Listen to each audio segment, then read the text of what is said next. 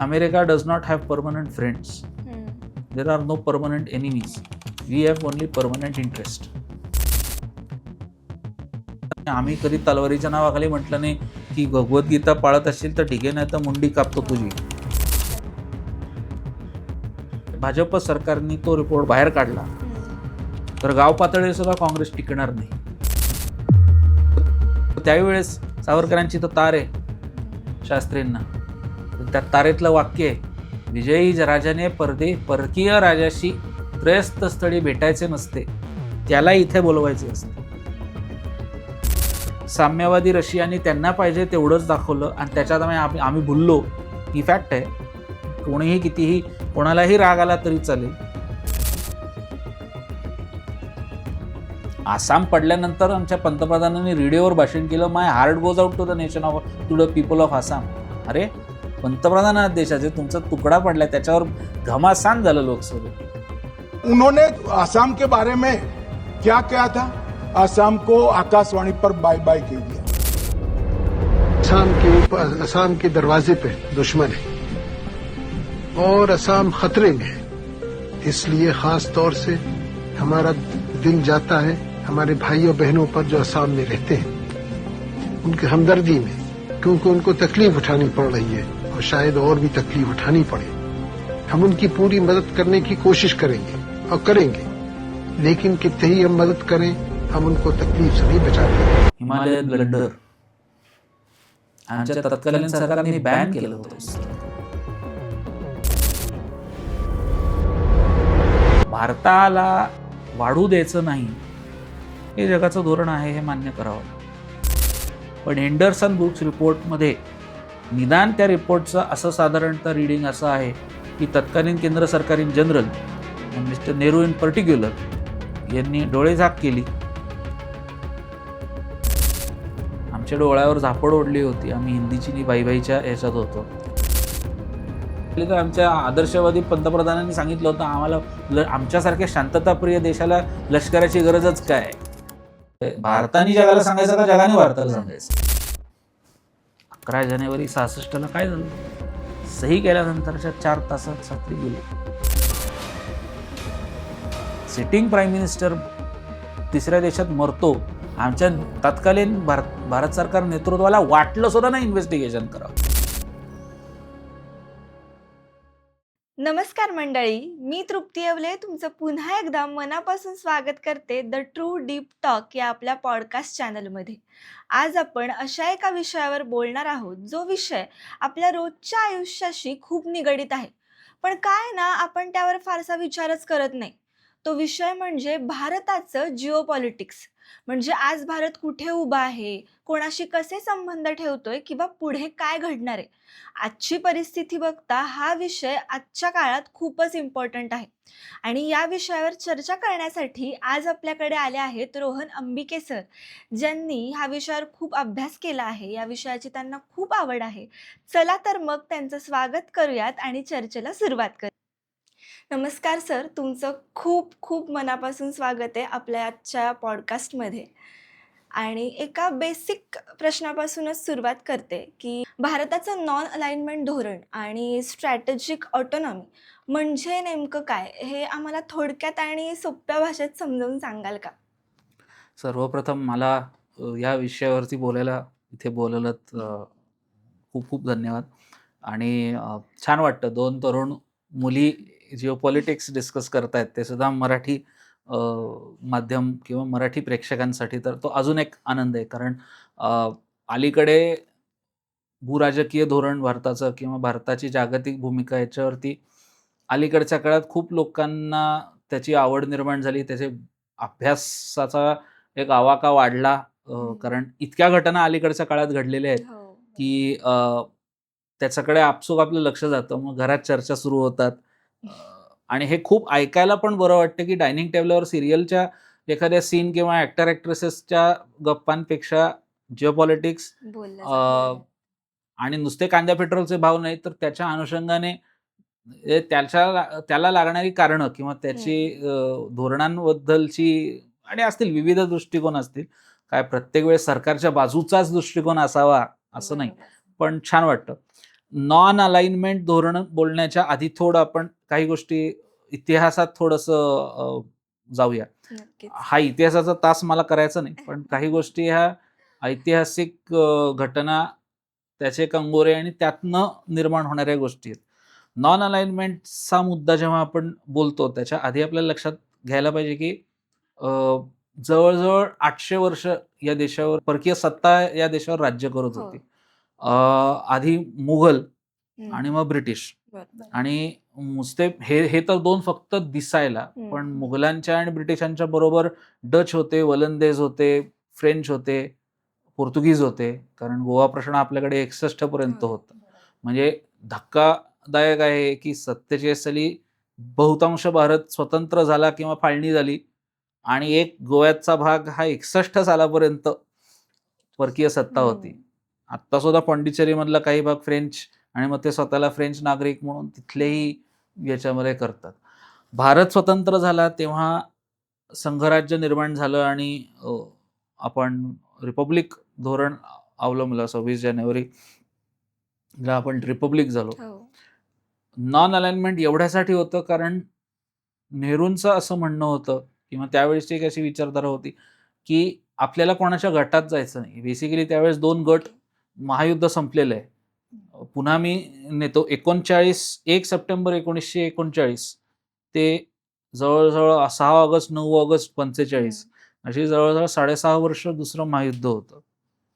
हिटलरच्या पाडावानंतर Europe थिएटरमधलं जरी महायुद्ध संपलेलं असलं तरी जपान आक्रमक चालू होता आणि म्हणून 6 आणि 9 ऑगस्ट घडलं हिरोशिमा नागासाकी.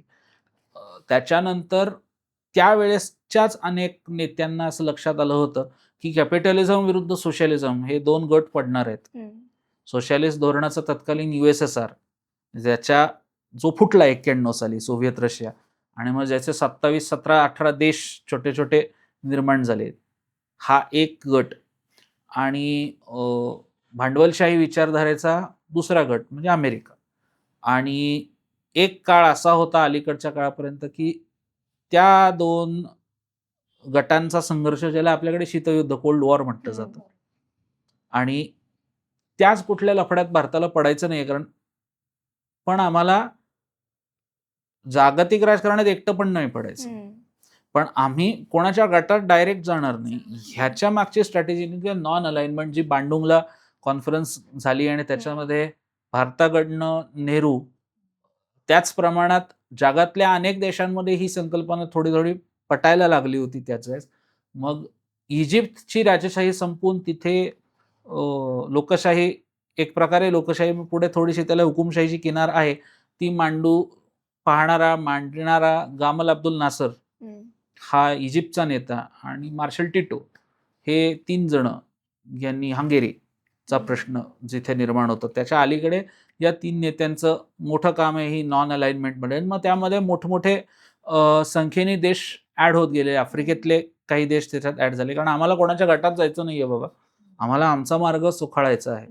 म्हणजे कसं झालं, नॉन अलाइनमेंट हे आत्ताच्या WhatsAppच्या भाषेत बोलायचं झालं तर आम्ही WhatsApp सीन पण ब्लॉक करणार. आम्ही ग्रुपमध्ये राहणार, पण आम्ही आमची धोरणं स्वतः ठरवणार. ग्रुपमधले काही गट म्हणजे ते कसं असतं, आपण मोठ्या सोसायटीत राहतो आणि एका बिल्डिंग कॉम्प्लेक्समध्ये 2 गट असतात. दोन्ही गट म्हणत असतात आमच्याकडे ये. आपण म्हणतो मी दोघांशीही बोलीन, पण निर्णय माझा घेईन. ते नॉन अलाइनमेंट. स्ट्रॅटेजिक अॅनाटॉमी आता अलीकडे आला. त्याचं आता स्ट्रॅटेजिक अॅनाटॉमीबद्दल अनेकांचे गैरसमज असे की हे नॉन अलाइनमेंटचंच रिपॅकेजिंग करून आणलंय का? मुद्दा तो नाहीये. स्ट्रॅटेजिक अॅनाटॉमी म्हणजे आम्ही ठरवणार आमच्या सोयीनी कुठे कोणाच्या बाजूनी राहायचं, कुठे कशाचा विरोध करायचा, पण त्याचबरोबर ज्याच्या बाजूनी आहोत त्याच्याशी कितपत व्यवहार करायचा आणि ज्याच्या विरुद्ध आहोत त्याच्याशी कितपत व्यापार करायचा. व्यवहार, व्यापार आणि भूराजकारण ह्याचा कुठेही म्हणजे तो व्हेन डायग्रामचं काढला तर कुठेही इंटरलिंक्ड दिसायला आहे, धोरणाच्या वाईज नाही. म्हणूनच भारत अमेरिकेशी टेक्निकली करार करतो. म्हणूनच भारत सौदी अरेबियाशी तेल करार आता केलेले आहेत, पण इस्रायलशी पण आपण डिफेन्स करार करतो. पाकिस्तानला ठोकल्यानंतर सुद्धा पाकिस्तानचे तथाकथित जे मित्र आहेत त्यांच्याशी व्यवस्थित आपला व्यापार व्यवहार चालू आहे. आमच्या विरुद्ध धोरणं घ्याल तर आम्ही तुमची मार्केटच आमच्यासाठी बंद करून ठेवतो. म्हणजे आपली मार्केट बंद केली. 140 कोटीची लोकसंख्या आहे, ते मोठं मार्केट आहे. सो आपली मार्केट आपल्याला ॲसेट म्हणून वापरता येऊ शकते. हे कुठे अलीकडे आपण करायला लागलो. त्याच्यामध्ये प्रत्येक ठिकाणी तुम्हाला दुष्परिणाम मिळणारच आहेत त्याचे, किंवा प्रत्येक वेळेस असं होणार नाहीये की सतत तुमचा फायदाच आहे. तो क्षणिक असतो प्रत्येक वेळ. कारण मी मगाशी म्हटलं तेच की that is nothing personal in Jio politics. Moment ते पर्सनल होतं तिथे देश म्हणून किंवा सत्ता म्हणून गडबड व्हायला सुरुवात होते. आणि हेच सामान्य माणसांना थोडंसं कळत नाही. आपण पर्सनल बोलणं होतं आपल्याकडे. डायनिंग टेबलवरच्या गप्पांमध्ये जर आपण म्हणजे भूराजकारण जेव्हा डिस्कस होतं तेव्हा ते खूप पर्सनल, अरे मग ते असं कसं तसं कसं, असं नसतं. कारण एक सत्ता जाते, दुसरी सत्ता येते. एक सत्ता घालवली पण जाऊ शकते आणि आपल्याला पाहिजे ती सत्ता आणवली पण जाऊ शकते. सो हे जे आहे हे बेसिकली नॉन अलाइनमेंट आणि स्ट्रॅटेजिक अनाटॉमी जे तू म्हणाली तो फरक माझ्या दृष्टीने तरी असा आहे. खरं तर नॉन अलाइनमेंट हे धोरण नेहरूंनी सुरू केलं. तर त्यावेळी जगाचे 2 भाग झाले होते. बरोबर. अमेरिका एका बाजूला आणि रशिया एका बाजूला. तर आम्ही कोणाचेच नाही. हे धोरण जे त्यावेळेस अवलंबलं गेलं, तर हे कितपत योग्य होतं त्या काळात? डायरेक्टली म्हणायचं झालं तर त्याच्यामध्ये असं योग्य अयोग्य नाहीये. पण तत्कालीन सरकारनी, म्हणजे जगाच्या दृष्टीने म्हणायचं झालं तर भारतात सरकारनी जी काही धोरणं घेतली, पण मुख्य मांडणी करताना जे काही पर्याय अवलंबले तिथे बरीचशी तफावत लक्षात आली. आणि थोडे काय म्हणायचं, आम्ही कोणाचेच नाही हे म्हणताना काही लिमिटेशन्स आलेली असतात. ते असं म्हणायला खूप गोंडस वाक्य आहे किंवा ते वाटायला खूप, आणि मग तेच होतं की भावनिक आणि वस्तुस्थिती ह्याच्यामध्ये गल्लत केली की प्रॉब्लेम सुरू होतो. म्हणजे भारताने नॉन अलाइनमेंट, आम्ही कोणाचे नाही, आम्ही कोणाच्या गटात नाही वगैरे सगळी आखणी केली, सगळी मांडणी तशी ठेवली, सगळं मान्य. हंगेरीचा प्रश्न जेव्हा निर्माण झाला आणि हंगेरीमध्ये मला वाटतं तो हंगेरीचा नेता ज्याला म्हणजे साम्यवाद खूपच तिथं रानटी पद्धतीने अवलंबला जातात त्याच्या विरुद्ध त्यांनी उठाव केला. त्याच्या उठावाला चिरडण्यासाठी सोव्हिएत रशियाने सैन्य घातलं हंगेरी. ते जेव्हा UN मध्ये डिस्कशनला आलं त्यावेळेस भारत सरकारची भूमिका आहे, त्याचं भाषण आहे, त्या भाषणाचं टायटल आहे कॅन अँड शुड इंटरव्हीन. आता कॅन अँड शुड इंटरव्हीन हे जर तुम्ही सोव्हिएत रशियानी सैन्य घालून तिथं चिरडण्याचा प्रकार केलेला, जर म्हणजे तुम्ही उघड म्हणताय की रशियाला अधिकार आहे, पण अमेरिका जर का त्यांचं कॅपिटलिझम एक्सपांड करण्यासाठी क्युबामध्ये दबाव टाकती आहे फिडेल कॅस्ट्रोवर, त्याला मात्र तुम्ही विरोध करताय, हे चित्र जेव्हा जगासमोर जातं तेव्हा जगाला असं लक्षात आलं. आणि निदान अमेरिका धार्जिण्या गटाला किंवा अमेरिकेच्या गटाला असं लक्षात आलं की नॉन अलाइनमेंट तुम्ही आहात, पण तुमची धोरणं नाही म्हणायला डावीकडे झुकलेली आहेत. तिथे गडबड अशी सुरू झाली की मग ते तुम्हाला अमेरिकेचं एक तर बेसिकली अमेरिकेचं ऑल वेदर सार्वकालिक एक तत्व असं आहे जे मागेच किसिंजरनी सांगून झालेलं आहे की America does not have permanent friends, there are no permanent enemies, we have only permanent interest. America हा जागतिक पातळीवर म्हणायचं झालं तर काही काळ म्हणजे जगातला नंबर 1चा देश होता सर्व बाबतीत. रशिया जे प्रकार दाखवत होता, रशिया म्हणजे तत्कालीन USSR ज्या पद्धतीत दाखवत होता ते दिखाऊगिरी होती, पण प्रत्यक्षात मुळात सगळं खोकलं होतं. हे नंतर लक्षात यायला लागलं. आणि साम्यवाद धोरणाची जी मुळात जी लिमिटेशन्स आहेत ती एक्सपोज झाल्यानंतर ती मान्य नसणे याचा खूप भारताला फटका बसला. म्हणजे इनफॅक्ट तुमच्याकडे जर तुम्ही 800-900 वर्ष लुबाडले गेलेले तुमच्यावर परकीय सत्ता असलेला देश असाल आणि ज्या एकेकाळी सोन्याचा धूर तुमच्या देशाच्या इथनं निघायचा, ती तुमची इकॉनॉमी 4% आणली. ब्रिटिश जेव्हा भारतात आले 16व्या शतकात तेव्हा भारताचा GDP जगाच्या 24% आहे. ज्ञात इतिहासात आहे की 24% आहे. भारत सोडला आणि तुमच्याकडे उरलेला जो काय तो देश तुकडे पाडून दिला तेव्हा भारताचा GDP 4% उरला होता. इतकी लूट केलेली. मग त्याच्यानंतर जेव्हा तुम्ही पहिले पंतप्रधान म्हणून झालात स्वतंत्र देशाचे, तुमचं धोरणच पाहिजे होतं की आमच्या इथे गरिबी तुम्हीच निर्माण केलेली आहे, आम्ही आता स्वतंत्र झालो आहोत, आम्ही आमचे मार्केट खुले करतो. त्याच्या विरुद्ध आम्ही केलं. आम्ही सगळं कंट्रोल, कारण साम्यवादाचा खूप मोठा पगडा होता. आणि साम्यवाद म्हणजे कसं असतो, आपण नवीन घर घेतो, वास्तुशांत होते, आपल्याकडे लोक घर पाहायला येतात. आपण जेवढं दाखवतो आपल्याला माहिती असतं कोणाला किती दाखवायचं. आपण प्रत्येक पाहुण्याला किचनमध्ये घेऊन जात नाही. आता आमरसाचा सीझन चालू आहे. प्रत्येक येणाऱ्याबरोबर आपण आमरस खात नाही. आपल्याला जवळचे आहेत ते सिलेक्टेड लोकांनाच घेऊ, तू ये असं गावजेवण होत नाही. इथे तेच झालं. साम्यवादी रशियानी त्यांना पाहिजे तेवढंच दाखवलं आणि त्याच्यात आम्ही भुललो. ही फॅक्ट आहे. कोणीही कितीही कोणालाही राग आला तरी चालेल, पण आम्ही खोट्या त्या आकड्यांना, खोट्या फुगवलेल्या धोरणांना भुललो. आम्ही तेच आमच्या इथे अप्लाय करायचा प्रयत्न केला, तसंच्या तसं घ्यायचा प्रयत्न केला. तिथं फटका बसला. म्हणजे भारताचे अलीकडचे इंटरनल जे काही प्रॉब्लेम्स आहेत त्याचं मूळ अनेक गोष्टींमध्ये ते आहे की आम्ही कॅपिटलिस्ट व्हायला पाहिजे. ठीक आहे, तुम्ही अमेरिकेच्या गटात जाऊ नका, पण तुम्ही तुमच्या पातळीवर रिइन्व्हेंट करून कॅपिटलिस्ट का बनला नाहीत? लोकांच्या हाताला काम नव्हतं, सरकार कंट्रोल धोरणं होती. मग तुम्ही लक्षात घ्या, त्यावेळेसची जी पिक्चर जे सुद्धा आले, त्या पिक्चरमध्ये सुद्धा कॅपिटलिस्ट असणारा सावकार हा गुन्हेगार असतो आणि गरिबीत असणारा अमिताभ बच्चन हिरो असतो. किंवा साधारण सगळे बिझनेसमन त्या काळचे ज्या पिक्चर मधले दाखवले ते सगळे काळा बाजारच करतात. पार्कमध्ये 2 जण भेटतात आणि एकमेकांना ब्रीफकेस एक्सचेंज करतात आणि ही अशी धोरणं. ती आली कारण तो साम्यवादाचा पगडा असणे. तिथे प्रॉब्लेम सुरू झाले. नेहरूंचं कसं आहे तेच की आदर्शवादी अति असून चालत नाही तुम्ही. म्हणजे नेहरूंची अशी अनेक धोरणं आहेत जी आज देशाला कामी पडतात, सगळं मान्य आहे, पण जिओपॉलिटिक्समध्ये भारत वीक ठरत गेला. म्हणजे तुम्हाला आता पुन्हा तो वादाचा मुद्दा आहे की सिक्युरिटी काउन्सिलचं सीट असाइन झालं होतं तुम्हाला. टेक्निकली जगाच्या भाषेत बोलायचं झालं तर तुम्ही कफल्लक देश असून सुद्धा काय होतं 52-53 साली तुमच्याकडे काय होतं? आज जो भारताला से आहे, म्हणजे मी म्हणतोय आर्थिकदृष्ट्या भारत काय फार ग्रेट नव्हता. आत्ता स्वतंत्र होऊन फाळणीचे जखमा भरत चालले होते, हळूहळू आम्ही जात होतो. तुम्हाला UN सिक्युरिटी काउन्सिलचं सीट आयतं मिळत होतं, तुम्ही नाकारलं. आता प्रॉब्लेम असा आहे की आता पाहिजे तेव्हा सुद्धा तुम्हाला मिळणार नाही. म्हणून आता जी कसरत करायला लागतीये ती त्या टेबलावर बसायचं नाही, आता मग मी माझं दुसरं टेबल लावतो. आणि ती क्षमता भारतात तेव्हाही होती. असं आज उठून भारतात असं नाही झालेलं. जो देश जगात एकेकाळी 24% GDP देत होता, आणि हे मी सांगतोय तेव्हा औरंगजेबाच्या काळातलं सांगतोय किंवा त्याच्या आधीचं, म्हणजे एवढं असून सुद्धा आम्ही देत होतो जगात. ज्या देशाने जगाला अनेक संस्कृती, सगळ्यात प्राचीन संस्कृती होती. आजच्या ज्ञात इतिहासामध्ये परकीय सत्तांनी सगळ्या संस्कृत्या उद्ध्वस्त केल्या. अमेरिकेत 4 संस्कृत्या होत्या जिवंत.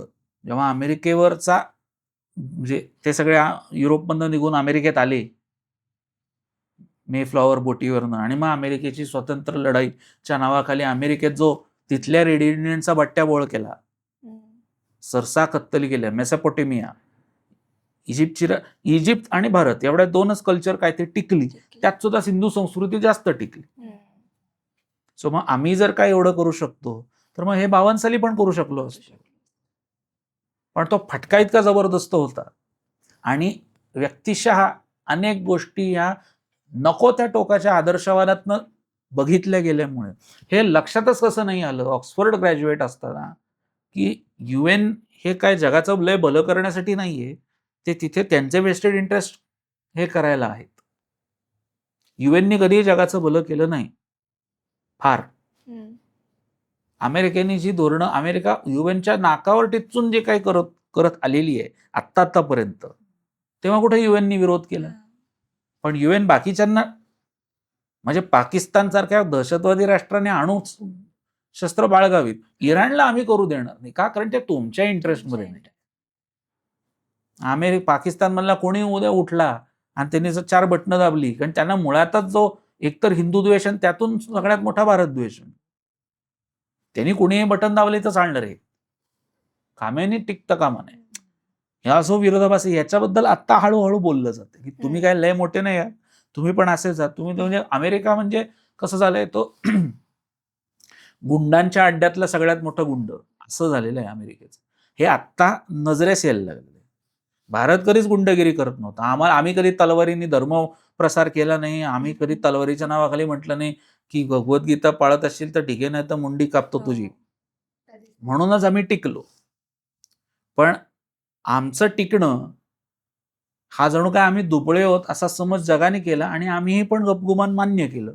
म्हणून आता जे आपण फटके परत मारायला सुरुवात केली की मग आता जगाला अरे असं कसं, असं होत नाही. तो प्रॉब्लेम. भारताला वाढू द्यायचं नाही हे जगाचं धोरण आहे, हे मान्य करावं लागेल. आणि हे अलीकडे अमेरिकेचा तो परराष्ट्र सचिव का कोणाला आता तो बोलूनच दाखवतो ना, आम्ही चीनच्या बाबतीत जी चूक केली ती भारताच्या बाबतीत करणार नाही. करणार नाही. याचा अर्थ आम्ही भारताला वरचढ ठरू देणार नाही. आम्ही म्हणतो तू कोण सांगणार आहे. म्हणून आता प्रॉब्लेम जगाला तो झालाय की ठीक आहे तुम्ही देत नाही ना, ओके मी माझं टेबल वेगळा लावतो आणि त्या टेबलावर मी ठरवीन कोणाला घ्यायचं का नाही. ही सगळी कोविड म्हणजे आता हळूहळू बोलू आपण. त्या कोविडमध्ये जे काय आपण आफ्रिकन देशांना वाटप केलं, तो आफ्रिकेचा पंतप्रधान उगाच नाही तिथं नमस्कार करत मोदींना, पायाला वाकून नमस्कार केलाय. हो. ते काय असं उगाच नाहीये. त्याला माहितीये की हा पर्यायी UN निर्माण करू शकतो. बरोबर. आणि म्हणूनच ते स्ट्रॅटेजिक अनॉटॉमी तिथे येते अच्छा. की अमेरिका म्हणते आमच्यामुळे 2 युद्ध थांबलं वगैरे, आम्ही काही रिॲक्शनच नाही दिली. कारण रिॲक्ट करणं हा सुद्धा त्यांच्या याच्यामध्ये म्हटल्यासारखं. आम्हाला माहिती आहे ना आम्ही काही प्रत्येक गोष्ट सांगायची गरज नाही. गरज. हा जो आपला पूर्वीचा जो अट्टहास होता वेस्टर्न ग्लोरिफिकेशन शिवाय आम्ही नाहीच. म्हणजे योगा म्हणजे खूप ग्रेट. भारताला जगाने भारताने जगाला सांगायचं का जगाने भारताला सांगायचं. हे जे प्रकार आहेत हे हळूहळू, कारण तो जो डॉमिनन्स होता ना आपल्या डोक्यावर की आपल्याला तिकडच्यांनी ग्रेट म्हटल्याशिवाय आम्हाला सर्टिफिकेशन पाहिजे काय दुसऱ्याचं, आम्ही सेल्फ अटेस्ट होणारच नाही. आम्हाला कायम नोटरीमध्ये जाऊन सही मारल्यासारखी तिथं तिथल्या त्या साहेबांनी हा भारत खूप छान की मग असं नसतं. ते हळूहळू आपण करायला लागलो. आणि बरोबर आहे 2014 नंतर अनेक गोष्टी बदललेल्या आहेत. 14 पर्यंत कारण त्याला अनेक कारणही आहेत. 14 नंतर पहिल्यांदा 30 वर्षानंतर stable government with full majority आणि सिंगल लार्जेस्ट पार्टी आली. आधीची सगळी कडबोळी धोरणं होती आणि आधीच्या नेत्यांनी ह्याला त्रास दे, आमच्याकडे सत्ता पाहिजे, ह्या पलीकडे देशाचं भलं वगैरे किंवा देशाला जागतिक पातळीवर मोठं वगैरे असलं काही नव्हतं. एक मतासाठी सरकार पाडलं तुम्ही, ते जेव्हा येतं किंवा साधे कांद्या पेट्रोलच्या भावावरनं तुम्ही पाठिंबा काढून घेता आणि सरकार पडतं, कारण ती विजनच फोरसाईटला खूप आम्ही कमी पडलो आणि आमचे तथाकथित मोठे नेते कमी पडले हे मानलंच पाहिजे. म्हणजे कारण त्यांचं खूप व्यक्तिकेंद्रित आणि म्हणजे मला तो 272चा आकडा आणि माझं ह्या 5 लोकांना आमदारकी खासदारकी त्यातले 2-4 मंत्री आणि माझं मीटर चालू राहिलं पाहिजे, ह्याच्या पलीकडे जगामध्ये भारताला पोचवायचं आहे असं काही विचार. आणि जो करतोय त्यालाही तुम्ही विरोध केला. हे मुद्दा तेच आहे. म्हणून तर वाजपेयी म्हणाले ना भाषणात 74 साली असा काय प्रॉब्लेम होता तरी तुम्ही अणुस्फोट केला, आम्ही समर्थन केलं होतं. आत्ता प्रॉब्लेम तोंडावर दिसतोय आणि आम्ही करतोय आणि तुम्ही विरोध करतो. आणि पाकिस्तान धार्जिणी धोरणं तर होतीच. बेसिकली या देशामध्ये अजूनही अनेक लोक मानतात की अजूनही भारत हा देश नाहीये, फेडरल स्टेट्स आणि काय काय बोललं जातं. म्हणजे भारत ही संकल्पना तुम्हाला मान्य नाही, पण भारतीय लोकांचा पैशावर तुमची गुजरण तुम्ही करायची. हे आता हळूहळू बदललं जातं आणि तिथे प्रॉब्लेम सुरू होत आहे. कारण आम्हाला असं बघायची जी सवय आहे ते एकदम झापडं काढल्यानंतर डोळ्यावर एकदम सगळीकडनं प्रकाश आल्यावर डोळे दिपतात आमचे, तो प्रकार आहे. आता जे आपण नॉन अलाइनमेंट म्हणतोय की आम्ही कोणाचेच नाही होणार किंवा आमचे डिसिजन्स आम्हीच घेऊ, तर त्यावेळेस 1962 मध्ये जेव्हा चायनाने अटॅक केला होता तेव्हा मात्र भारत एकटा पडला होता, कारण या गोष्टीमुळे कदाचित कोणीच आपल्या हेल्पला आलं नव्हतं. थोडं त्याच्यामध्ये गल्लत अशी होते, भारत एकटा नव्हता पडला, आपल्याला ब्रिटन अमेरिका दोन्हीकडनं मदत आली होती, पण त्याचा टायमिंग बघायचा झाला तर त्याच्यात अनेक गोष्टी आहेत. आपल्या घोडचुका आहेत. म्हणजे आपले चायनामधले तत्कालीन राजदूत होते, मला वाटतं गिरिजा शंकर वाजपेयी, आणि दुसरे एक चक्रवर्ती म्हणून ऑफिसर, ते रिपोर्ट पाठवत होते की इथे असं असं चाललेलं आहे. ओके. आमच्या डोळ्यावर झापड ओढली होती. आम्ही हिंदीची नि बाईबाईच्या ह्याच्यात होतो. हो. पंचशील म्हणजे आम्ही काहीतरी वेगळंच, आणि समहाऊ कुठेतरी असं कायम नेतृत्वाला वाटत होतं तत्कालीन की चायना आमच्यावर अटॅक करणारच नाही. करणारच नाही. इनफॅक्ट 50 साली जेव्हा तिबेट कब्जा केला, आणि दुर्दैवाने त्यावेळेस म्हणजे सुदैवाने पण शेवटच्या काळात पटेल होते, हम्म. तर सरदार पटेलांचं 5-6 पानी फुलस्केप टाईप पत्र आहे की चायना हा पुढचा प्रॉब्लेम असू शकतो. असू शकतो. नेहरूंनी लपवलं ते कॅबिनेटपासून. ही फॅक्ट आहे. चक्रवर्ती ऑफिसर, IFS ऑफिसर मला वाटतं, ते जेव्हा प्रोटोकॉल बायपास केला त्यांनी आणि डायरेक्ट केंद्र सरकारला रिपोर्ट पाठवला, नेहरूंनी ट्रान्सफर केली भलत्या देशामध्ये. कारण जणू काही दोन आमची पण भारतीय संस्कृती, त्यांची पण चीनी संस्कृती, मग आम्ही संस्कृती, ते असं जरा ते अति आदर्शवाद असा होता. त्याला खतपाणी घातलं, कारण चीन, दार्जिलिंग लोकच चीनमध्ये होती, त्यांना असं वाटत होतं खूप छान छान, इथं काहीच होणार नाही, आणि ते VK कृष्ण मेननने चुकीचे रिपोर्ट पाठवले. हेंडरसन ब्रुक्स नावाचा अधिकारी, त्याचा हेंडरसन ब्रुक्स रिपोर्ट आहे. म्हणजे आज जर का भाजप सरकारने तो रिपोर्ट बाहेर काढला तर गाव पातळीवर सुद्धा काँग्रेस टिकणार नाही. कारण त्या रिपोर्टच्या मध्ये किती किलोमीटरचा भाग भारतात 62 साली चायनाने बळकावला याचे डिटेल्ड पुरावे आहेत, आणि कोणी तिथं माती घालली राजकीय आणि प्रशासकीय असे सगळे आहेत नोंदी. तर तो साधारणतः म्हणजे भारताच्या सार्वभौमत्वाला धक्का पोचू शकेल इतका डिटेल रिपोर्ट आहे. तो रिपोर्ट अजूनही का एक्सपोज केला जात नाही हा प्रश्न आहे. पण हेंडरसन ब्रुक्स रिपोर्टमध्ये निदान त्या रिपोर्टचं असं साधारणतः रीडिंग असं आहे की तत्कालीन केंद्र सरकारीन जनरल आणि मिस्टर नेहरू इन पर्टिक्युलर यांनी डोळेझाक केली आणि चायना इथपर्यंत आणू दिला. तावांग पर्यंत आम्ही आत आलो होतो. तावांग आसाम पूर्वोत्तर भागातले 12-12, 32-32 किलोमीटर आत आले. ते सगळं ठीक आहे, शैतान सिंगांचा खूप मोठा पराक्रम आहे आणि ते मेरे वतन की लोगो. मुद्दा असा आहे, त्यावेळेस जगात काय चालू होतं, तर त्यावेळेस जगात चालू होतं क्युबन मिसाईल क्रायसिस. अमेरिकेच्या लिटरली अंगणात असलेला देश आहे क्युबा. तिथे फिडेल कॅस्ट्रो म्हणून नेता होता, तो साम्यवादी धोरणाचा होता. अमेरिकेला स्वतःच्या अंगणात साम्यवाद मान्यच नव्हता. हा उठला आणि एक दिवस डिक्लेअर केलं की साम्यवादी गटात आहे, मला रशियाचं बॅकिंग आहे, संपलं, खालास. आता रशियाचं म्हणजे USSRचं बॅकिंग मला पाहिजे आणि अमेरिका छळतीये, मग USSRनी मिसाईल पाठवल्या. त्या मिसाईल क्युबाच्या अशा भागात इन्स्टॉल होणार होत्या जिथनं अमेरिकेवर सहज मारा करू शकलो.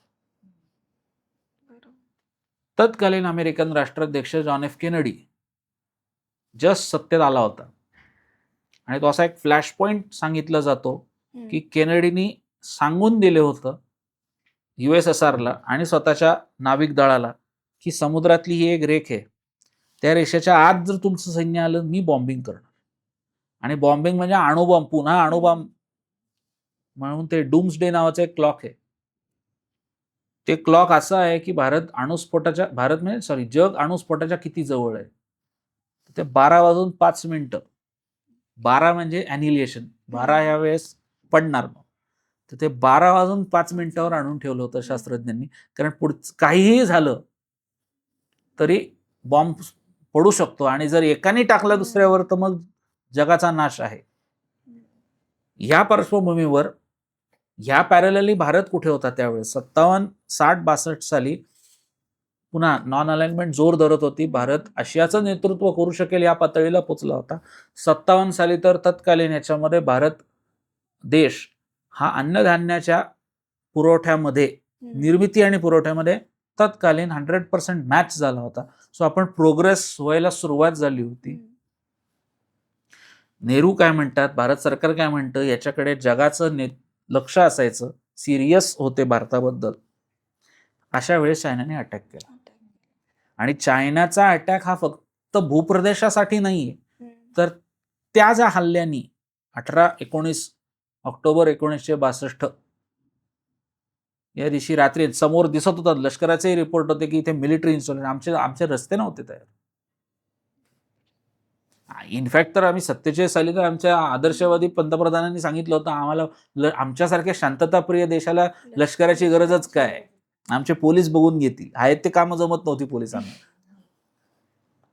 लष्कर आमचं मिलिटरी प्रोडक्शन नव्हतं, आम्ही डिप्लॉय केल्या नव्हत्या फोर्सेस. आमच्याकडे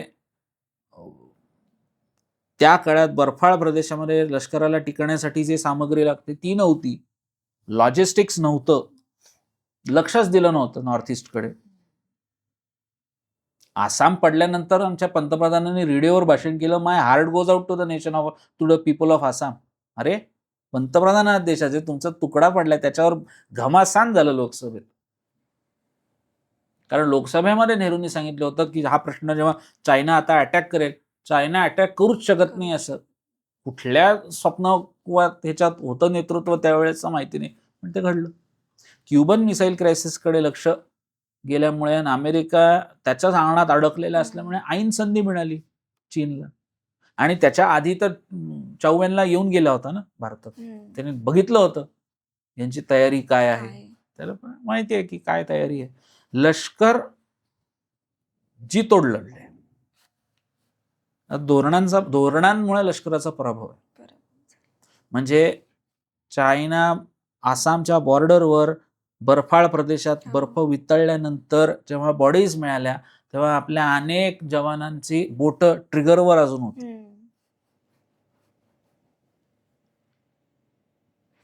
अनेक जवान प्रिझनर ऑफ वॉर पकडले गेले. JP दळवी मूळचे गोव्याचे, त्याने पुस्तक लिहिलं होतं हिमालयन ब्लंडर. आमच्या तत्कालीन सरकारने बॅन केलं होतं पुस्तक.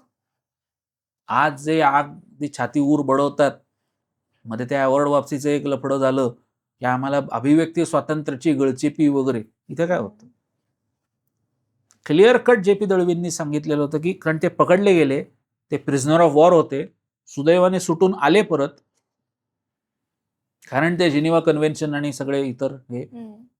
आणि त्यांनी जे पुस्तक लिहिलंय हिमालयन ब्लंडर, आज सुद्धा ते अवेलेबल आहे. आता आहे, पण तत्कालीन सरकारने बॅन केले.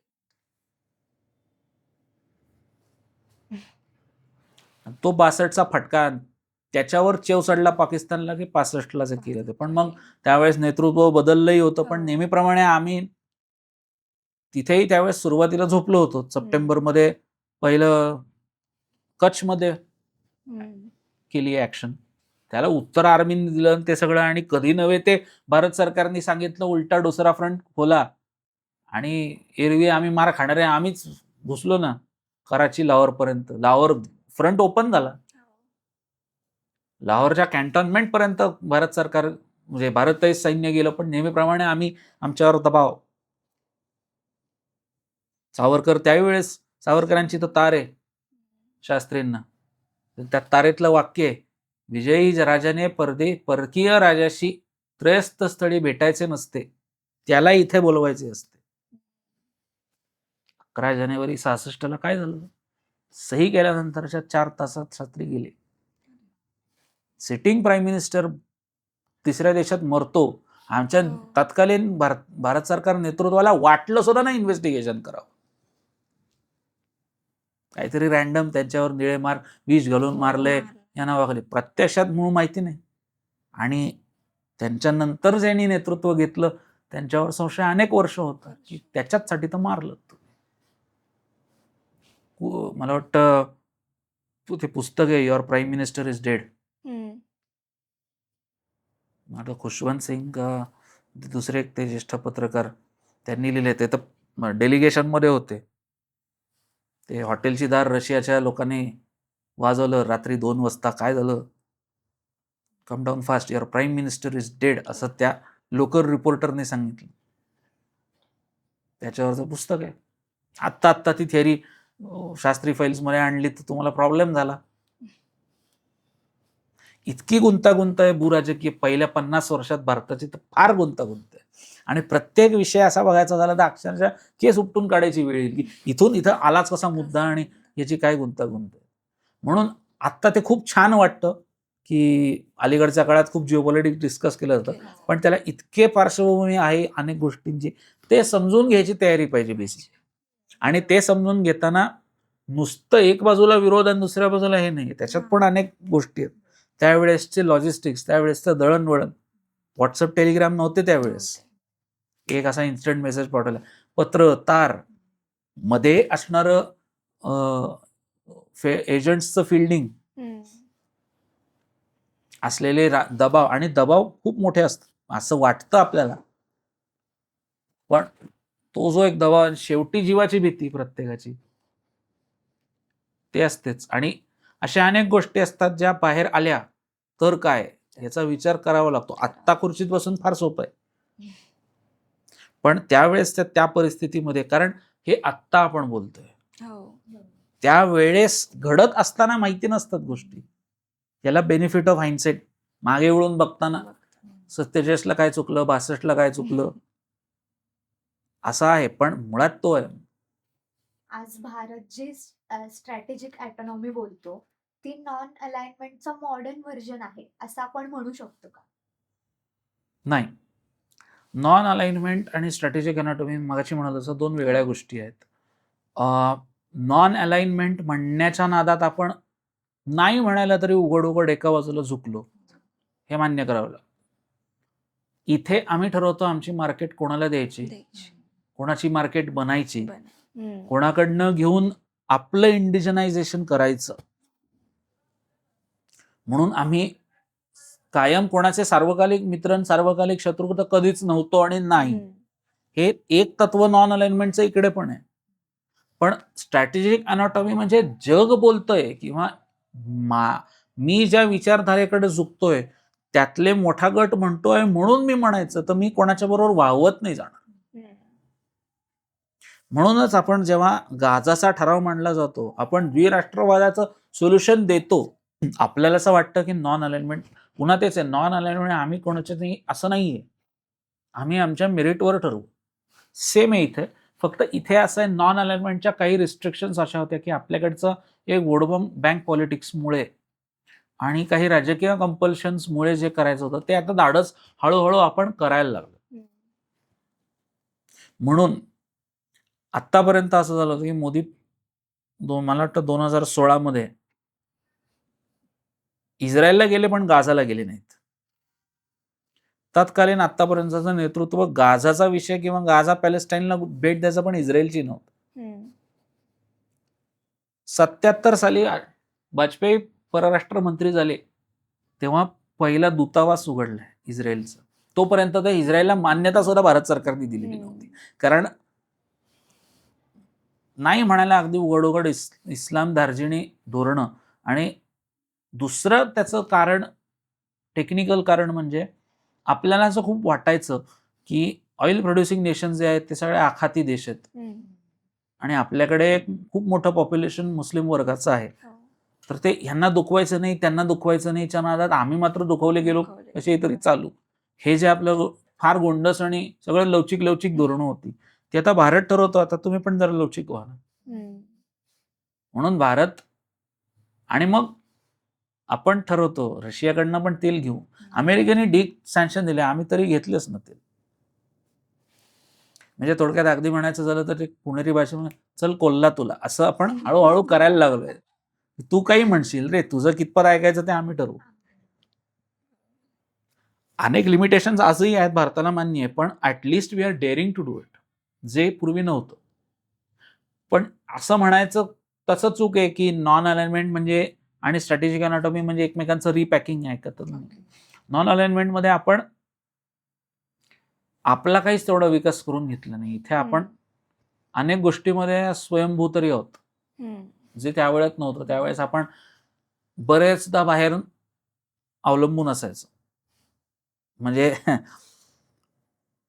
65 साली जेव्हा दुष्काळ आला तेव्हा आपल्याकडे अमेरिकन लोकांचा एक लाल गहू आयात केला जायचा. तो गहू काय क्वालिटीचा होता, अमेरिकेतल्या डुकरांना सुद्धा देत नव्हते ते गहू आम्ही. PL43 नावाचा लालसर. ही ते आता आपण आपण आयात करतो. बरं. आपली टेक्नॉलॉजी आता बाहेर जाते. हम्म. आम्ही ठरवतो कोणाला टेक्नॉलॉजी द्यायची का नाही. पूर्वी आम्हालाच आमची टेक्नॉलॉजी शेअरला प्रॉब्लेम होता. 2008ला जेव्हा आपण आपल्या सरकारनी, मनमोहन सिंग सरकारनी अमेरिकेशी जो न्यूक्लिअर करार केला, त्या करारामधला एक क्लॉज होता की तुमच्या देशातल्या, केरळमधल्या, म्हणजे तुमच्याच देशातल्या, तुमच्याच समुद्र किनाऱ्यावरच्या वाळूमध्ये थोरियम नावाचं सापडतं. हम्म. ते एलिमेंट वापरायला, अरे म्हणजे आम्हालाच बंदी, आणि त्याच्यावर मान्य होतं सरकारला. ही आहे नॉन अलाइनमेंट. आणि स्ट्रॅटेजिक अॅनाटॉमी म्हणजे इस्रायलला बंदी घाला, इस्रायलवरती सँक्शन्स लावा, हे ते त्या ठरावाला भारत अबस्टेन करतो. आम्ही ठरवू. आणि म्हणून नरेंद्र मोदी जेव्हा इस्रायलला जातात दुसऱ्यांदा, उघड सांगतात की गाझामध्ये 7 ऑक्टोबर 23ला झालं तो वांशिक नरसंहार होता. हम्म. आत्ताचं युद्ध पेटायच्या आधी जस्ट जाऊन आलं. हम्म. आणि म्हणून तिथला पंतप्रधान भारताच्या पंतप्रधानाला 48 तास आधी बोलवतो, सांगतो काय करणार आहे तुम्ही गेल्यानंतर, तुम्ही जायची वाट बघतो, तुमचं फ्लाईट तिथं उतरले की इथं ऑपरेशन सुरू होतं. हो. आणि ते आहेच आहे, उघड उघड आहेच आहे की आतापर्यंत एका धर्माच्या चालनाच्या नावाखाली स्वतःच्या देशाचा आत्मघात करणं भरपूर झालं. आता तसं ठरणार नाही. आणि आता आम्ही ठरवू काय आमची धोरणं असतील ते, जगाने नाही आम्हाला शिकवायचं. म्हणजे आता आपण जी स्ट्रॅटेजिक ऑटोनॉमी जी बघायला मिळते आपल्याला, म्हणजेच भारत आता एकाच वेळी चायना, अमेरिका, रशिया या सगळ्यांशी संबंध ठेवतो. पण काय होतंय ना, सामान्य माणसाला हे काही कळत नाहीये. त्यांचं असं म्हणणं होतंय की विरोधाभास वाटतोय त्यांना ह्या गोष्टींमध्ये. तर त्याचं कारण सामान्य माणूस हा खूप व्यक्तिशः घेतो या गोष्टी. आणि जिओपॉलिटिक्समध्ये देर इज नथिंग पर्सनल, बरोबर. Then nothing should be personal. Hmm. The moment it becomes personal, लक्षात घ्या, तुम्ही कायम लक्षात घ्यायचं असतं नेतृत्वाला की ते नेतृत्व करतात देशाचं, तुम्ही म्हणजे भारत नाही. भारत नाही. पण तुम्ही म्हणजे भारत नाही याचा अर्थ आहे ती धोरणं राबवून तशीच्या तशी असं नाही. We have categorically gone away from non alignment hmm. And still we call our self non aligned. ती सगळी कृष्णशिष्टाई जमली पाहिजे. त्याच्यासाठी भीष्माचार्यांनी शाप दिलेला असेल किंवा पण घेतला असेल की मी निष्पांडवी करीन, तिथे तुमची स्ट्रॅटेजी चालली पाहिजे. द्रौपदीला पुढं करायचं आणि तिला सांगायचं ते ध्यानाला बसलेले असताना बांगड्या वाजव, बांगड्या वाजवल्यावरती तुला अखंड सौभाग्यवती भव, आणि मग then he will be caught in his own words की बरं आता आपण प्रतिज्ञा तर घेऊन बसलो हम्म. आणि आता हिला आशीर्वाद पण दिलेला आहे, मग काय करायचं. हे आत्ता करायला लागले. आपण खूप डायनिंग टेबलावर किंवा व्यक्तिगत आयुष्यात खूप पर्सनल घेतो. आपल्याला एका देशाने दिलेला आपल्या देशाला दिलेला नकार म्हणजे जणू काही लग्नाच्या मागणीला एका मुलीने ना म्हटलंय असं वाटतं.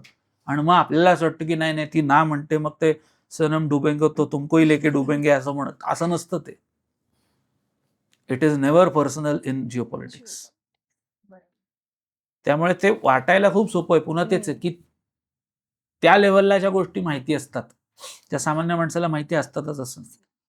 आणि त्या मोमेंटला तो बर्ड्स आय व्ह्यू सारखा तुम्हाला घ्यायचा असतो की आत्ता इथे मी आहे, पण मी आता टॉप लेवलला जाऊन बघतो जगात त्याचे परिणाम काय होतील, काय होतं. आत्ता जगात दुसरं काय चालू आहे. बरं. कोणाचं नाक दाबलं की कोणाशी किंवा कोणाशी मूठ आवडलं की कोणाचं तोंड उघडणार आहे हा. हे कळलं पाहिजे. त्याच्यासाठी तो बर्ड्स आय व्ह्यू हा थोडा मागे राहून घ्यायचा असतो की आत्ता मला चित्र दिसेल या दोघी एकमेकांची भांडतायत, तर थांब जरा मागे घेऊन तर काय नाही, एकीने हात रॅकेट, दुसरी जे दोघी जणी बॅडमिंटन खेळताय तिने शटल मारायसाठी रॅकेट वर केली आणि हिने ड्रॉप टाकायला केलेला आहे. वाटताना कसं दिसतं ही हिला मारणार आहे. हा क्लोज व्ह्यू झाला, हा मॅक व्ह्यू झाला. तर तो घेणं खूप महत्वाचं असतं. तो सामान्य माणूस घेत नाही. कारण सामान्य माणूस, आणि त्याचा चूक नाहीये, कारण सामान्य माणसाचं विश्व तेवढंच आहे. तेवढं हम्म. त्याला रोज संध्याकाळी मला आज 25 रुपयाची भाजी 35ला झाली की प्रॉब्लेम होतो, कारण त्यांनी पैसे आणायचे कुठनं त्याला पडलेला प्रश्न असतो. आज 100चं पेट्रोल 110 झालं. ह्या 100 रुपयाच्या पेट्रोलमध्ये जर मी 4 दिवस गाडी चालवायचं होते तर मला 2च दिवसावर आहे. मला दर 2 दिवसांनी पेट्रोल भरायचं आहे. याला संकुचित नाही म्हणणार मी, पण त्याचे लिमिटेशन्स, आणि ती लिमिटेशन्स त्याच चौकटीने आपण दुसरीकडे बघत असल्यामुळे ते तसं वाटतं. ॲक्च्युअलमध्ये तसं नाही. पॉइंट ऑफ व्ह्यू तुमचा मॅटर आणि करतोय इथे. कितीही म्हणजे एक साधारण एक गठ्ठा अनेक जनता आपल्याकडे अशी आहे जे सरसकट सगळ्या पॉलिटिशियन्सला आणि सिस्टीमला नालायक म्हणते. हम्म. त्यांनाही कल्पना असते की कितीही नालायक असले तरी शेवटी त्यांनाही कळतं की आपल्याला देश चालवायचा आहे. चालतात. म्हणून ते हिंदी सिनेमामध्ये दाखवतात तेवढे पण गयगुजरे नसतात पॉलिटिशियन्स आणि आपल्याला फार ते आपण सिनेमॅटाईज करतो की आता हे झाल्यावर मग आता लगेच असं नसतं. बॉम्ब टाकायला 2 कोड आणि 1 पासवर्ड असतं हे मान्य आहे, पण त्याचे जे उलटे लिमिटेशन्स आहेत हे जर भान नसेल तर मग भारताचा पाकिस्तानला फार वेळ लागणार नाही. आणि तिथे प्रत्येकाची मनीषा आहे. मी पहिला कसा मी ठरतो की मी बॉम्ब टाकलाय. अरे पण त्याचे लिमिटेशन्स काय आहेत? आणि पण ते सुद्धा आपलं धोरण बदललंय की आपण आतापर्यंत म्हणायचो की we will not be the first ones to use, आणि त्याच्यावर खूप टीका होते आपल्याकडे, असं कसं हे ते. पण इवन त्याचा सब क्लॉज आपण नीट वाचत नाही. Even the thought of attacking India with a nuclear weapon is considered act of war, आणि म्हणून आम्ही बटन दाबायला आमच्याकडे मुभा आहे. आणि आज आपले लष्कर प्रमुख म्हणू शकतात पुढच्या वेळेस तर कराच असं भूगोलच बदलून. आता तर लष्कर प्रमुख म्हणालेत, कालचंच वाक्य आहे की पाकिस्तानने ठरवायचं इतिहासाचा भाग बनायचा आहे का भूगोलाचा भाग राहायचा आहे. It is a very much statement की तुम्ही ठरवा. एकदा ताकद एकदा नाही वारंवार दाखवली, आता तर समूळच नष्ट करू. आणि त्याच्यासाठी आता तर आम्हाला बॉर्डर पण क्रॉस करायची गरज नाही. आम्ही बॉर्डरच्या अलीकडनंच असे पिन पॉइंट मारतो. पण कुठे कुठे तरी भारताचा, तरी नाही म्हटलं तरी अतिसहिष्णुतावाद हा कारणीभूत ठरतो. पण ते तर आपल्या हाडीमाशी खिळले त्याला. ते फॅब्रिक झालंय आपल्या जिओ पॉलिटिक्सचं. ते थोडं बदलणं अवघड आहे. 2047 पर्यंत भारत डेव्हलप नेशन असं स्वप्न बघतो. तर मग हे सगळं जिओ पॉलिटिक्स बघता शेजारचे अनस्टेबल देश असतील किंवा चायनाचं आव्हान आहे आपल्यासमोर आज, किंवा क्लायमेट चेंजेस, असे सगळे प्रश्न उभे राहत आहेत. तर मग हे सगळं स्वप्न रिअलिस्टिक आहे का असं वाटतं का? अवघड प्रश्नही आहे आणि तसं अवघड उत्तर आहे. कारण कसं आहे, पुन्हा तेच आहे की स्वप्नातला भारत प्रत्येकाला खूप छान वाटतं. किंवा निबंध लिहायला सांगितला, मी पंतप्रधान झालो तर मग काय वाटेल ते स्वप्नरंजन करता येतं.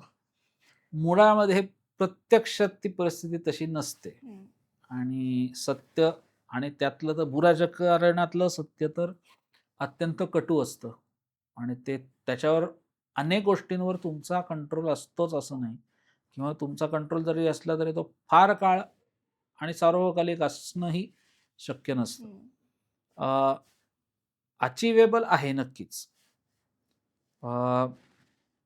2047 साली भारत नंबर 1 असं नाही म्हणणार मी, पण निदान जिओ पॉलिटिक्सच्या दृष्टीने आत्ताच्या पेक्षा बऱ्या काळात बऱ्या स्थितीत असेल.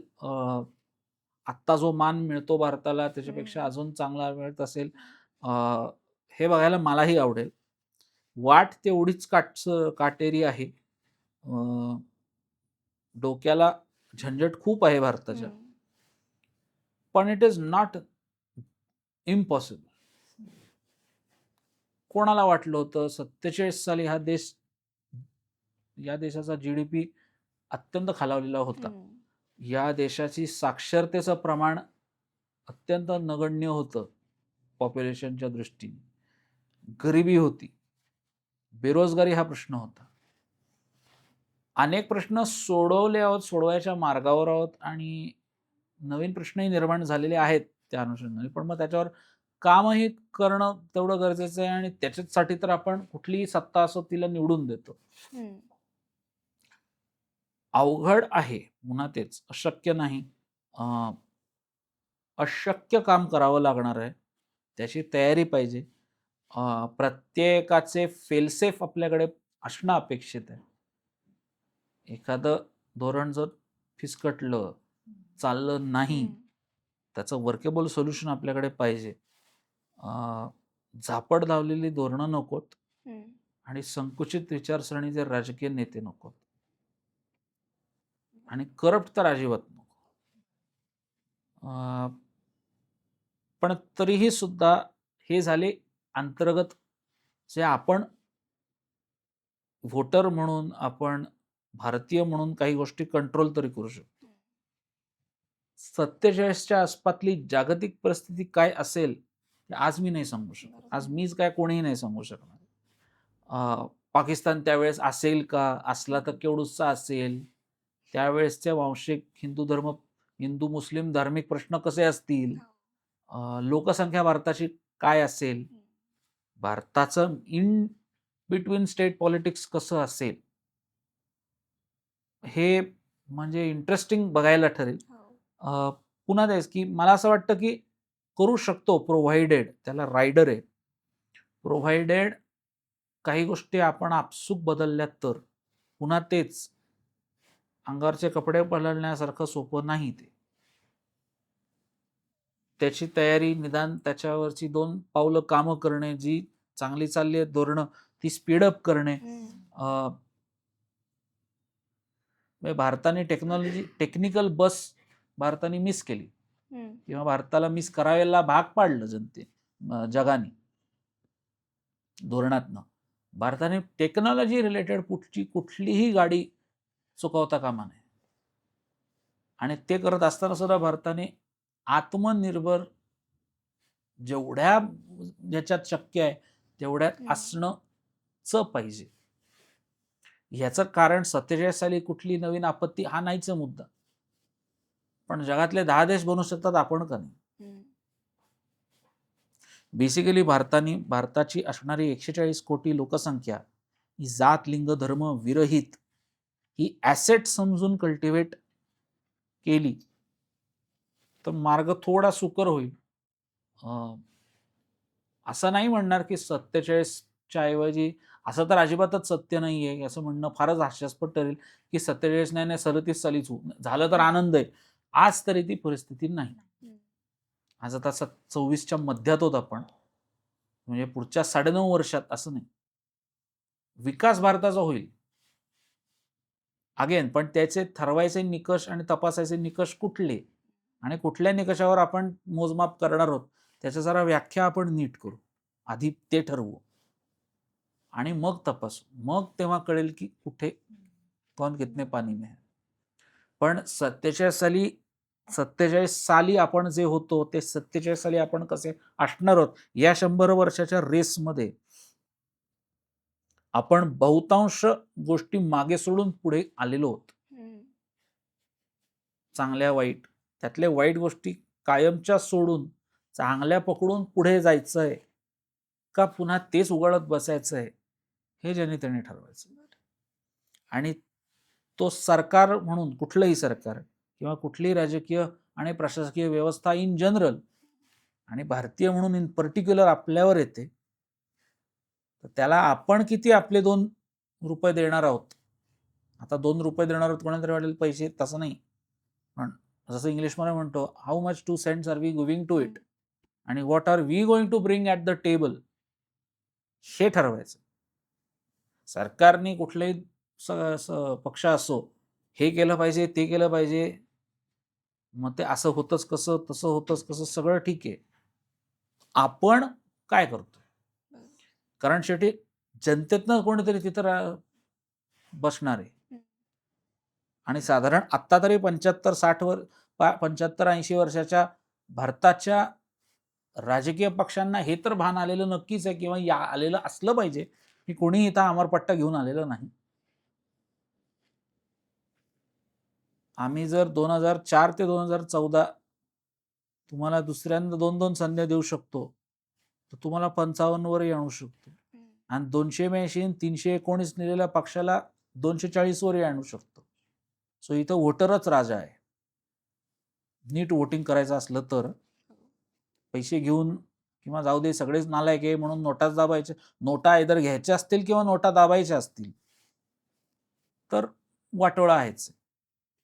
तर ते तू म्हणालीस तसं 2047 साली आपण इथून पुढे नागरिक म्हणून कसे वागू आणि काय करू ह्याच्यावर आपण 47 साली म्हणजे 2047 साली नंबर 1 असू का अजूनही आपले आजी आजोबा शिकले तेव्हाही Bharat India was a developing country, आई वडील शिकले त्यावेळी India was a developing country, आपण शिकलो तेव्हाही आपली मुलं शिकतील तेव्हाही त्यांची मुलं शिकतील तेव्हाही जर आपण डेव्हलपिंगच राहणार असू. Sky is the limit for India. Even sky even is not the limit actually. Limit extends to infinity मॅथमॅटिक्सच्या भाषेत. त्याला इंटिग्रेट करायचं का डेरिव्हेट करायचं हे त्याच्यावर आणि तो पुन्हा तोच की तो कुठे ना कुठेतरी ट्रिकल्स डाऊन टू इंडिव्हिज्युअल. तिथे आपण कसे वागतो, आपण काय भान राखतो, पण कसे आपले तिथं अजून 2 तास देशासाठी देऊ शकतो, काय कुठल्या पद्धतीने करू शकतो ह्याच्यावर 47 का 57 का 67 हे ठरणार आहे. तसं बघायला गेलं तर आपल्याकडे संधी आहे, पण आता आपण चॅलेंजेस बघून त्याचा उपयोग कसा करून घेतोय त्याही गोष्टी आहेत. कारण China+1 जी स्ट्रॅटेजी आहे त्यामध्ये भारताला मॅन्युफॅक्चरिंग हब होण्याची मोठी संधी आहे. पण आता ती आपण खरोखर घेतोय की नाही माहीत नाही. आणि UPI सारखं डिजिटल पेमेंट हे जगभरात नेणं हे जिओपॉलिटिक्सचं वेपन मग ठरू शकतं का? आहेच आहे आणि असलंच पाहिजे.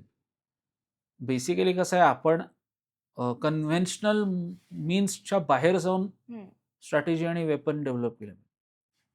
पुन्हा मला आठवतात शिवाजी महाराज. शिवाजी महाराजांचा इतिहास बघितला तर कुठेही तीच स्ट्रॅटेजी पुन्हा वापरली नाही. अफजल खानाचा कोथळा काढला तर शाहिस्ते खानाची बोटं तोडली. त्याचा कोथळा नाही काढलेला. हेतू दोघांनाही मारायचाच होता, पण कुठे किती कोणाला फटका द्यायचा आणि कधी अमावस्येला हल्ला करायचा का कधी पौर्णिमेला हे जसं ठरवायचे तसं ते आहे. मुळामध्ये China+1 स्ट्रॅटेजी कसं स्ट्रॅटेजी बदलावी लागते, बदलायची तेवढी लवचिकता पाहिजे कालानुरूप. सारखं तेच नसतं करायचं.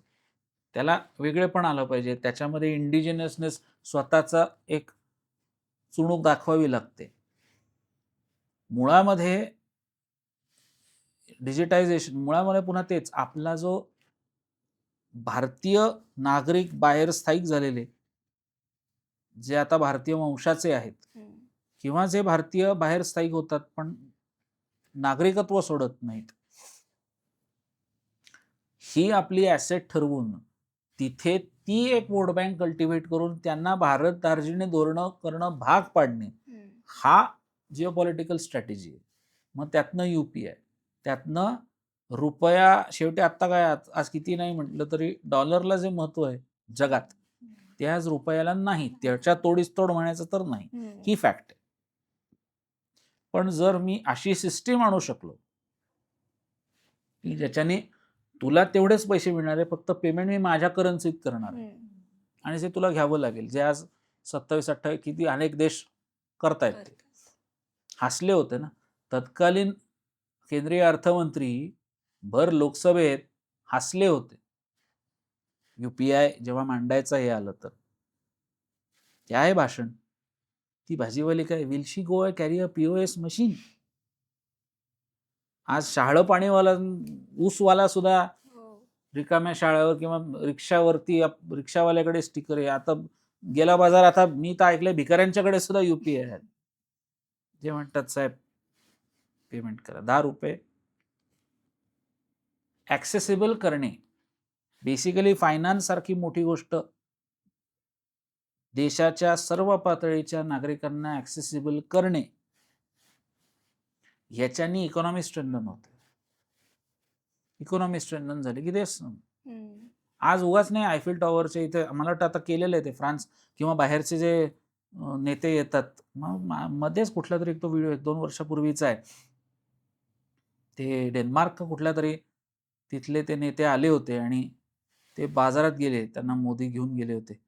तर तो चहा प्यायल्यानंतर मोदींनी UPIने पेमेंट केलं. तर तो अवाक झाला, अरे हे आमच्याकडे नाही आणि हे आम्हाला पाहिजे असे म्हणणारे दारात तयार आहेत.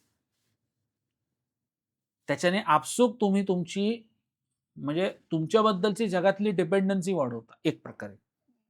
आता त्याचे तुम्ही कसे खेळायचे, त्याचा अमेरिकेसारखा माज करून तुम्ही लोकांना वेठीस धरायचं जगाला, का तुझंही भलं, माझंही भलं, चल आपण एकत्र हे करू. ह्याच्यातनी जे भारताबद्दलचा बेसिकली जगात जो विश्वास सिद्ध होतो, की हे आरेरावी करत नाहीत. का आफ्रिकेतल्या 52 देशांना असं वाटतं, की आज जगात आम्हाला कोणी मदत करणार नाही, पण भारत करेल. याचा अर्थ त्यांच्या जिओपॉलिटिक्समध्ये, कारण आम्हाला तिथली सत्ता काय उलथापालथ करायचीच नाही, जे अमेरिकेला करायचं. अच्छा, तुम्ही आम्हाला एक एक बेट देत नाही का, मग तुमची सत्ता, हे नाही ना करायचं भारताला. भारताला तुमच्या अंतर्गत राजकारणाशी काही घेणं देणं नाहीये. आणि हेच धोरण इथून पुढच्या नंतरच्या नेतृत्वाने जी कोण असेल ती भारतीय सत्ता, त्यांनी जर ठेवलं तर ते तुम्हाला आधी म्हणालीस तसं 47 पर्यंत. त्याच्यात जर का तुम्हीच जर खोड्या घातल्या दुसऱ्या देशांमध्ये, तर तुम्हाला ना स्वतःच्या देशाचा भलं करता येणार आहे, ना जगाचं. तुम्ही ज्या अर्थी मेक अमेरिका ग्रेट अगेन म्हणालात, याचा अर्थ अमेरिका ग्रेट राहिली नाही, ही फॅक्ट आहे ना. अगेन म्हणजे काय, म्हणजे गेलं ना कुठेतरी. आता कुठे गेलं ते त्यांनी शोधायचं. पण तुम्ही जे अनेक हे बेसिकली इराकचा जो क्रायसिस आहे, सद्दाम हुसेन, तो निर्माण कुठनं झाला? त्यावेळेस युरो नावाची नवी करन्सी आली होती जस्ट, आणि हा म्हणत होता की मी डॉलरने नाही पेमेंट करणार, मला युरो परवडतो, मी युरो. तुम्ही काय केलं? सत्ता काही बरं, याचा अर्थ सद्दाम काय फार ग्रेट संत होता अशातला अजिबात भाग नाही. पण तिथली सत्ता तेलाच्या वेपन्स ऑफ मास डिस्ट्रक्शनच्या खोट्या दादांतक कल्पना लावून तुम्ही उद्ध्वस्त केलीत. जो सद्दाम एवढा काही रॅडिकल मुस्लिम नव्हता, तिथं तुम्ही पॉवर व्हॅक्यूम निर्माण केलात. पर्याय काय झाला निर्णय? त्याचा निर्णायक ISISचा rise, Islamic state of Iran and Syria, Iraq and Syria हे जे आहे, जो वहाबी पंथ अत्यंत कट्टर, तो उफाळला कशावरून? तिथे पॉवर व्हॅक्यूम निर्माण करून ठेवलं. भारताला असे कुठेही पॉवर व्हॅक्यूम निर्माण करायचे नाहीत. सगळ्यांना घेऊन बरोबर जायचंय. त्याच्यासाठीच्या वेगवेगळ्या स्ट्रॅटेजीज भारत उपयोगात आणणार. कॉम्पिटिशन नक्कीच असावी ना. भारत कॉम्पिटिशनला कधीच घाबरलेला नाहीये. पण कॉम्पिटिशनच्या नावाखाली तुम्ही जर अस्तित्व नाकारून असाल आणि जर तिथं जिओपॉलिटिकल काहीतरी करणार असाल, तर मग आम्ही उत्तर देऊ आमच्या स्टाईलनी. मग आधी ऑपरेशन सिंदूर असेल, नाही तर बालाकोट असेल, नाही तर काही. आता आम्ही ठरवू आमचं भविष्य, तुम्ही नाही ठरवायचं. जे बरेच तरुण लिस्नर्स आहेत, तर त्यांना वाटतं की जिओपॉलिटिक्स म्हणजे आमच्याशी काही संबंध आहे. तर मग त्यांना तुम्ही काय सांगाल? डायरेक्ट नसतो कधीच, जोपर्यंत आपल्या अंगणात येत नाही तोपर्यंत. आणि जिओपॉलिटिक्स वगैरे, आंतरराष्ट्रीय जिओपॉलिटिक्स लांबचा मुद्दा. पहलगाम आणि पुलवामा आणि हे चालू होतं तेव्हा सुद्धा आपल्या व्यक्तिगत आयुष्य चालूच होतं की, कारण आपल्या अंगणात युद्ध नव्हतं. पण मुद्दा असा आहे, म्हणून काहीतरी वेगळंच आहे, काहीतरी वेगळंच कल्पना आहे, किंवा जिओपॉलिटिक्स हे फक्त टुरिझम पुरता आणि इंस्टाग्रामवरच्या त्या व्हिडिओज आणि रील्स पुरता नाही राहिलेलं. नरेटिव्ह सेटिंग, त्याच्यातनं सामाजिक जाणीव निर्माण करणे, त्याच्यातनं हो काही प्रमाणामध्ये अजेंडे राबवणे करतात ना लोक दोन्हीकडे.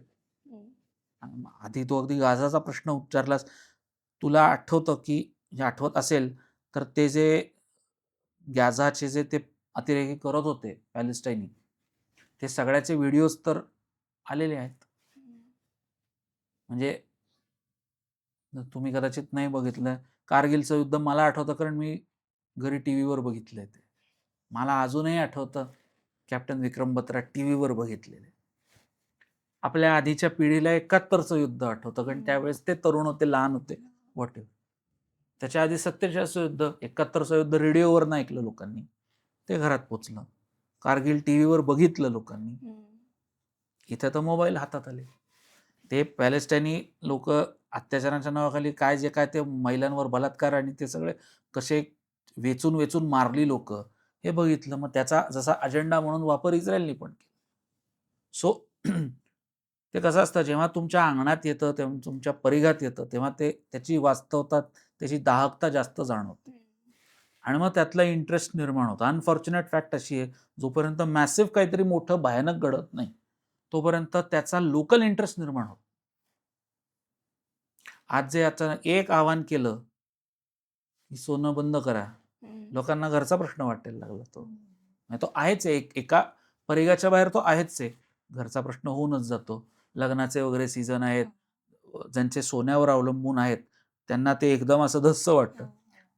इतकं सोपं पण नाही, पण खूप गुंतागुंतीचं पण नाही. याच्यामध्ये आहे आणि ते that makes it very much interesting. म्हणजे असं नाही आता म्हणता येणार आपल्याला किंवा आपल्यातल्या मुलांना, "आहे तिकडे ₹100 पेट्रोल वाढलं तर मला काय फरक?" हॅलो, आहे इम्पॅक्ट त्याचा. पण जवळपास किती जायचं? आणि that is what it makes it interesting. म्हणून माझ्या वयाच्या, माझ्यापेक्षा लहान लोकांनी उलट म्हणजे वयाने, उलट याच्यामध्ये खूप इंटरेस्टिंगली बघावं. कारण ती एक वेगळी मजा आहे. मग त्यातनं जिओपॉलिटिक्स, मग जिओग्राफीला ओपन होतं. मग त्याच्यातनं international law, international politics, history. शेवटी ते सगळं इतिहासातली मानसिक वृत्ती याच्यावर अवलंबून आहे. पूर्वी जमिनीशी लढायचे, आज टॅरिफशी लढतायत. याच्या पलीकडं काही नाही. आज चीन सोडला तर मला नाही वाटत कुठल्या देशाला दुसऱ्या देशामध्ये कॉलनीज निर्माण करायच्या आहेत आणि ताब्यात घ्यायचे आहेत देश. तिथलं अर्थकारण ताब्यात घ्यायचं. म्हणून टॅरिफ वॉर. ते सगळं लिंक्ड आहे. पुन्हा मानवाची बेसिक वृत्ती की मला त्याच्यापेक्षा जास्त काहीतरी चांगलं पाहिजे. आणि मग मला बनवता येत नसेल तर त्याच्याकडचं आहे ते अख्खं उचलणार मी, त्याला ठोकणार, त्याला संपवणार, ही वृत्ती. ही आदिमानव काळापासून आतापर्यंत ही तशीच आहे. त्यावेळेस शिकारी करायचे, म्हणजे शिकार करून, आणि त्यावेळेसचे निकष वेगळे, आताचे निकष वेगळे. पण 5 लाख वर्षाच्या इतिहासात मानव तेच करतो, वेगवेगळे फक्त स्ट्रॅटेजी बदल. आता पॉडकास्टच्या शेवटाला आलोच आहोत आपण. तर एक शेवटचा प्रश्न असा, की भारत भविष्यात जागतिक नियम पाळणारा देश राहील, की नियम घडवणारा देश राहील? दोन्ही. भारताला अलीकडच्या काळामध्ये खूप व्यवस्थित समजून चुकलं आहे, की नुसतं तळी उचलणारं बनायचं नसतं आणि दुसऱ्याला भागही पडायचं नसतं. आणि कितीही 2047 किंवा 2057 कधी जेव्हा केव्हा भारत नंबर 1 असेल सर्व बाबतीत, किंवा आज जे अमेरिकेला स्थान आहे, कारण नंबर 1च्या व्याख्या सुद्धा वेगळ्या आहेत. कुठे नंबर 1, काही ठिकाणी आपण नंबर 1 बनूच नाही शकणार. पेट्रोल निर्मिती आपल्या परिघातच नाही, ते खनिज तर कसं मिळणार ना? सो त्या लिमिटेशन्स अवेरून जेव्हा भारत ज्या काय उत्तम स्थितीत असेल, त्यावेळेस भारताला स्वतःबद्दलचं नक्कीच भान असेल, की आपण काय करू शकतो, आपण काय करून ठेवलंय. आणि आपण जर तो कसं आहे, तो लेगो किंवा ते हाऊस ऑफ कार्ड्स गेम असतो तसा, कुठला पत्ता काढल्याने घर कोसळणार हे माहीत असतं. तो काढायचा का नाही एवढाच प्रश्न असतो. ते भान भारताला नक्कीच आहे. भारत जागतिक दृष्टीवरचे सर्व नियम पाळेल, स्वतःसाठीचे नियम बनवेल, प्रेसिडेंट अनेक ठिकाणी सेट करेल काय करायचं काय नाही. पण ती मुळातच भूराजकीय आणि ओव्हरऑल जागतिक राजकारणाची जी परिसीमा आहे, निकषांची किंवा एक व्हॅल्यूजची, ती भारत नाही भेदणार. भारताची ती वृत्ती नाही.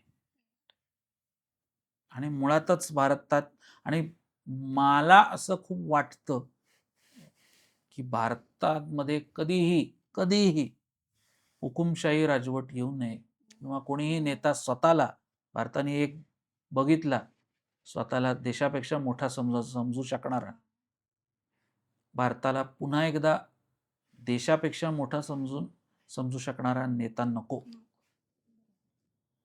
तेच फक्त आहे. ते फक्त होऊ नये. बाकी पुन्हा शेवटी तेच म्हणतो, की पुन्हा मोदी म्हणाले तसं, आणि मोदी म्हणाले कारण मोदीच म्हणाले तसं, ना आंख झुकाकर ना आंख उठाकर, आंख मिलाकर बात करेंगे. तर तसं आहे. आम्ही कोणाकडे डोळे वटारूनही बघणार नाही, किंवा मान शर्मेने झोकून सुद्धा बोलणार नाही. आम्ही समकक्ष समसमान वागू बोलू आणि आपण वसुदैवकडनं कुटुंबकम सुद्धा जगाला दिलं आणि कामसूत्र सुद्धा दिलं. त्यामुळे कोणाला गोंजारायचं आणि कोणाला कसं ठोकायचं हे आम्हाला व्यवस्थित माहिती आहे. आता जगाने ठरवायचं भारताचा कुठला चेहरा जगाला दाखवायला भारताला भाग पाडायचं का नाही. आम्हाला दोन्ही चेहरे दाखवता येतात. आम्ही ते वेळोवेळी सिद्धही केले. येणारा काळ ठरवेल. तुझ्या प्रश्नाला दुसरं उत्तर द्यायचं तर त्याला जग सुद्धा कारणीभूत ठरेल. भारतावर हे एन्फोर्स करायचे, उलट आपल्याला आदत येते. आमच्यावर लादलं काही की आम्ही त्यातनं सोल्युशन काढतो. त्यामुळे ते प्रेशर दिल्याशिवाय आम्ही जागे होत नाही. तर जेवढं देऊ तेवढं चांगलं आहे. पण आय विल होप की ती वेळ येऊ नये, जगावर ती वेळ येऊ नये. भारत मार्ग काढेल. भारताचं काय म्हणजे तुम्ही कोणी बरोबर नव्हतं तेव्हाही काढले होते, आताही काढतोय. आणि आता तर आशियाचं नेतृत्व तर हळूहळू करेलच, कारण चीनचा खोकलेपणा कळायला लागलाय. फक्त प्रचंड काम करायचं बाकी आहे. आणि ते नेतृत्व पातळीला कदाचित नेतृत्व करेल, सामान्य पातळीला करायचं ते काम आपण करू का, एवढाच फक्त प्रश्न आहे. आणि तो करावा लागेल. ते गिरेबान में झाककर देखना होगा. त्याच्याशिवाय ते नाही शक्य. सगळ्या गोष्टी नेतृत्व कुठलंही असो त्यांच्याकडे बोटं दाखवून सामान्य जनता पळपुटेपणा करू शकत नाही, करू नये. तेव्हा एवढंच आव्हान आहे की भू राजकारणाकडे जागतिक उघड्या डोळ्यांनी बघा, बारकाईने अभ्यास करा. जशास तसं उत्तर द्यायला स्ट्रॅटेजी तयार असल्या पाहिजेत आपल्या. त्याचं भान असलं पाहिजे. किती ताणायचं आणि कुठे सोडायचं याची जागरूकता, हे सगळ्या गोष्टी केल्या तर 2047 अचिव्हेबल आहे. नाहीतर 2047ला कदाचित आपण 27 किंवा 26 साली काय चर्चा केली होती याचा उहापोह करायलाही बसू. ते जर तर ते नेतृत्व म्हणून नेतृत्वाकडे, प्रशासन म्हणून, व्यवस्था म्हणून प्रशासनाकडे आणि जनता म्हणून आपल्याकडे, असे 3 याच्यावरती ते आहे. ते प्रत्येकाने आपापली भूमिका नीट बजावली ते साध्य होईल. Thank you so much. एवढ्या कॉम्प्लेक्स विषयावर इतक्या सोप्या भाषेत आम्हाला आज तुम्ही समजून सांगितलंय. आणि आजचा विषय मला वाटतं प्रेक्षकांना नक्कीच आवडेल, कारण ही इन्फॉर्मेशन आज प्रत्येक भारतीयापर्यंत पोहोचली पाहिजे असं आम्हाला वाटतं. आणि हा त्याचाच एक छोटासा प्रयत्न आहे. आणि पुन्हा भेटायला नक्कीच आवडेल. Thank you so much. धन्यवाद. मला इथे बोलण्याची संधी दिलीत आणि माझ्यासारख्या तरुण किंवा माझ्याहीपेक्षा वयाने तरुण असलेल्या लोकांशी मी जोडतोय हे ऐकून मला खूप छान वाटलं. खरं म्हणजे मला खूप छान वाटतं की 2 मुली हा विषय घेत आहेत, कारण मी 1-2 जे काही जिओपॉलिटिकल रिलेटेड कॉन्फरन्सेस बघितले तिथे मुलींची वाढती संख्या, महिलांची वाढती संख्या हे म्हणजे जिओपॉलिटिक्समध्ये पण सेक्स रेशो पॉझिटिव्ह असणं हे जगाला खूप म्हणजे आल्हाददायक एक आधार असं देणारं ते चित्र आहे. आणि तसंच ते राहो. तुम्ही पण खूप छान विषय घेऊन येत असता लोकांसमोर. तुम्हालाही शुभेच्छा. धन्यवाद. थँक्यू.